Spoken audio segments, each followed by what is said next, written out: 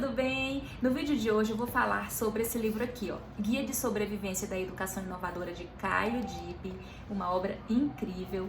Então, se você é professor ou professora e está querendo dicas para sobreviver com qualidade, com suprimentos nesse mundo da educação inovadora, criativa, significativa, você está no lugar certo. Eu sou a professora Gabriela Cunha e você está no Aula Incrível. I never made it, but I know what it takes. I'm motivated by a mix of emotion. Primeiro eu quero confessar que eu comprei esse livro pela capa. E se vocês puderem observar, ele é a minha cara, né, gente? A cara do Aula Incrível, tem essa cor rosinha, tem esse design super criativo, super bonito. Então, quando eu comprei, vi aqui o título, achei legal, falei, bom, quero sobreviver no mundo da educação inovadora, então vou comprar esse livro. É um livro que tem 160 páginas, é um livro que tem 10 capítulos, é um livro que foi feito por muitas mãos. Ele foi fruto de um projeto chamado Caindo no Brasil, que foi uma viagem que o Caio Dipp fez para observar, conhecer experiências de aprendizagem, experiências de projetos inovadores ao redor do Brasil. E aí desse projeto Caindo do Brasil, que também é uma publicação, originou esse livro aqui. Então tem muitos depoimentos, muitos comentários, muitas impressões de educadores, enfim, é um livro muito completo e traz dicas muito pontuais para essa sobrevivência no mundo da educação inovadora. Então eu super indico ele, começo falando isso, eu super indico, compre esse livro, eu tenho certeza que vocês não vão se arrepender.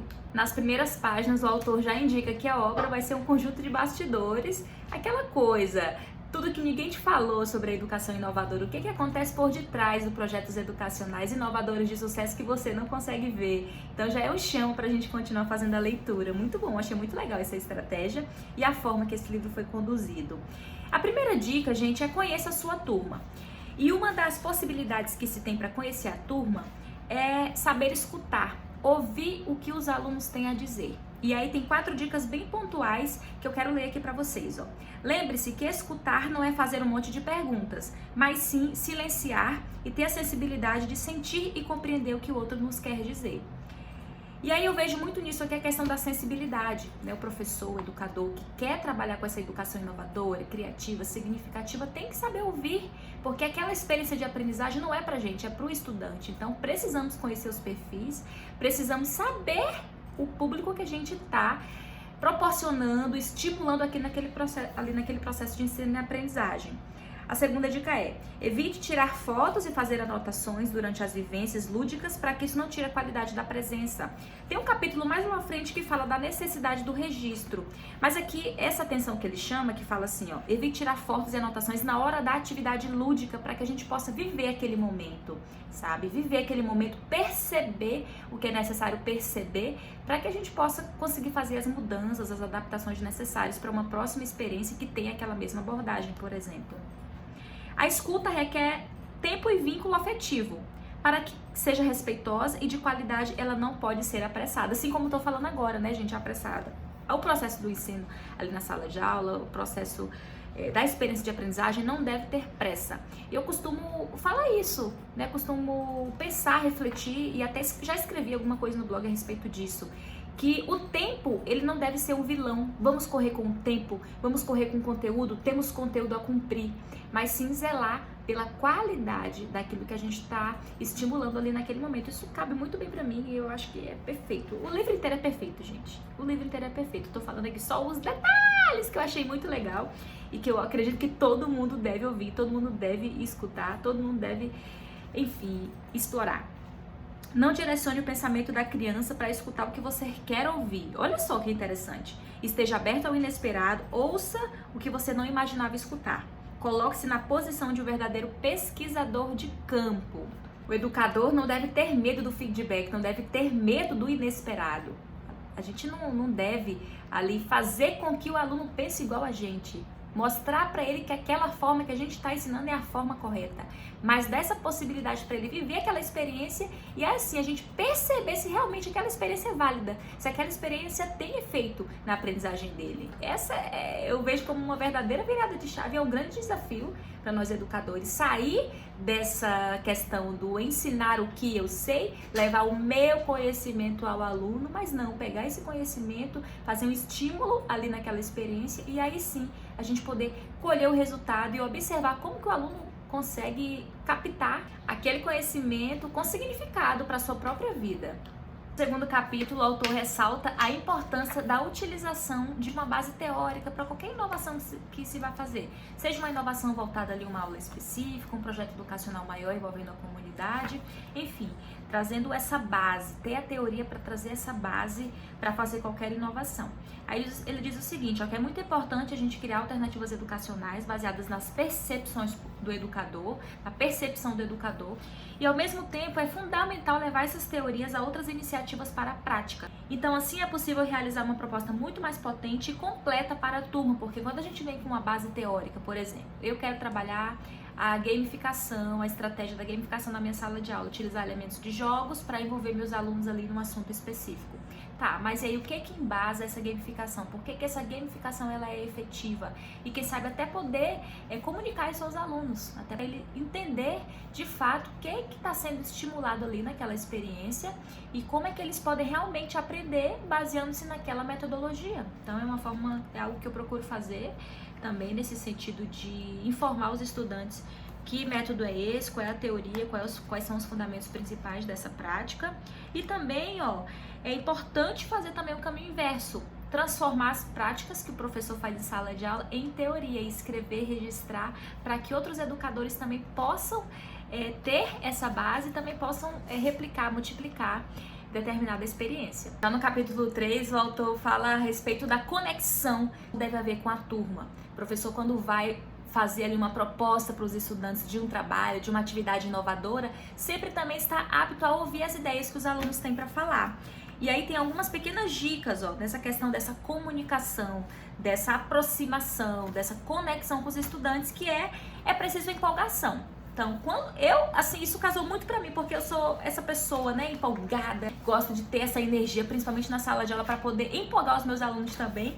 Então, é preciso empolgação. Não vou chegar na sala de aula falando a atividade vai ser uma atividade gamificada. Se eu chegar falando assim, pessoal, vamos fazer. Eu tenho que chegar com aquela empolgação para que eles sintam essa energia, que eles tenham essa vontade de querer experimentar, de querer viver esse momento ali numa aula inovadora. E aí é preciso também encontrar uma prática em cima daquilo que se ensina. E aí tem um exemplo muito legal aqui, ó, de uma aula relacionada à física, olha só. Estudar física é estudar a natureza, entender os fenômenos naturais e o mundo ao seu redor e não decorar fórmulas. Então aqui tem toda uma narrativa falando de um exemplo de um professor dessa área de exatas, matemática, física, ilustrando que é muito importante a gente conseguir ter uma aplicabilidade para aquilo que a gente está ensinando. Não é porque eu estou ensinando a contabilidade, que é o meu exemplo, né? Sou professora de contabilidade, que eu preciso ensinar o que é débito, o que é crédito, como é que eles fazem um lançamento, como é que eles vão elaborar, por exemplo, os livros contábeis. Eu preciso trazer essa aplicabilidade prática e relevante, exemplificando ali com situações do dia a dia, situações da vida. Então isso gera também essa conexão, essa união, ligar esses pontos do professor com o ponto do estudante e com o ponto ali de toda a experiência e da vida real, né, gente? Da vida real. E aí o ponto 3 aqui é acreditar no trabalho de formiguinha. Gente, o trabalho de professor realmente é um trabalho de formiguinha. A gente faz uma inovaçãozinha aqui, outra ali, uma coisa dá certo aqui, outra dali. O importante é não parar. E aí eu acho interessante que ele traz essa questão, né, do trabalho de formiguinha, que a gente deve acreditar, porque já sabemos que o trabalho é de formiguinha. O que é o trabalho de formiguinha? Um trabalho que é demorado, é um trabalho que é transformador, mas nós conseguimos só ver esse resultado com um bom tempo. Então a gente vai fazendo aquele trabalhinho ali, devagar, passo a passo. O importante é não desistir, continuar. E o ponto fundamental aqui é quando ele fala a respeito do desafio e da necessidade da colaboração. Dizendo que todo projeto inovador ele precisa ter os colaboradores para a gente poder caminhar juntos, ter mais um parceiro ali para poder ajudar a gente a desenvolver essa ideia. E aí ele trata isso como um desafio e afirma que para realizar um bom trabalho que realmente transforma é preciso que a escola inteira esteja envolvida. Então realmente é um desafio a gente convencer as pessoas, digamos assim, de que realmente aquele nosso projeto, aquela nossa intenção é transformadora, vai valer a pena fazer todos os investimentos necessários. E aí, o mais importante aqui que ele trata é com relação à comunicação. Como é que a gente pode fazer para se comunicar melhor, para poder vender essa ideia para as pessoas.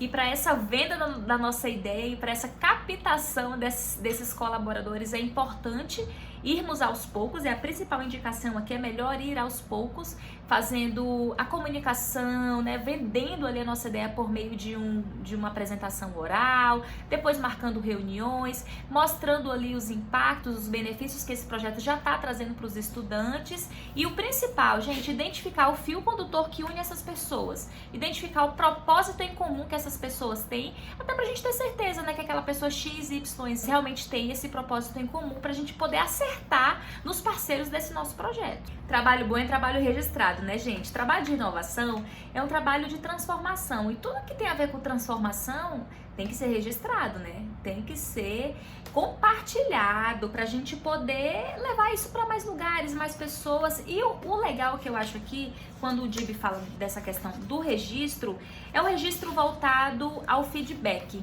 A gente poder fazer o registro de uma aula inovadora, de um projeto ali inovador, e depois a gente poder visualizar o que precisa melhorar. Esse registro também ser uma forma de reflexão em cima daquela nossa prática, em cima daquela experiência aqui. Toda essa reflexão faz a gente navegar ali nas camadas mais profundas da nossa intencionalidade, poder observar melhor os resultados e aí sim podemos propor os pontos de melhoria dessa prática. O ponto fundamental é quando ele fala a respeito da importância do medir e acompanhar os resultados do nosso projeto. E aí tem um exemplo muito bacana aqui do Gaia Mais, que é um projeto de inovação também da educação. Fala o seguinte, ó, que eles tentaram transformar os resultados em um arquivo bonito, que garanta a leitura e o entendimento para compartilhamento com todos e para debatermos os resultados. E para isso é necessário ter um objetivo de avaliação, um objetivo desse acompanhamento, que esse objetivo ele faz com que você tenha informações o suficiente para julgar como realmente o projeto aconteceu. E aí tem um exemplo bem bacana aqui do projeto Gaia Mais, que eles falam que eles tentaram transformar os resultados em um documento bonito, que garanta a leitura e entendimento do projeto, para compartilhar com todos e também para que se possa debater os resultados. Então, trazendo essa importância de debater os resultados de um acompanhamento, para realmente saber se chegou no objetivo, o que precisa melhorar e assim por diante. E aí o capítulo 8 do livro se chama Nas Manchetes do Jornal. Então ele indica que quando o projeto já pegou uma forma, já saiu do papel, você já conseguiu desenrolar, está na hora de procurar a imprensa, de conseguir mais apoiadores. E aí uma forma de fazer isso é mostrando para o mundo que projeto é esse. E ele traz algumas dicas, e uma delas é você ter um motivo para querer divulgar o seu projeto.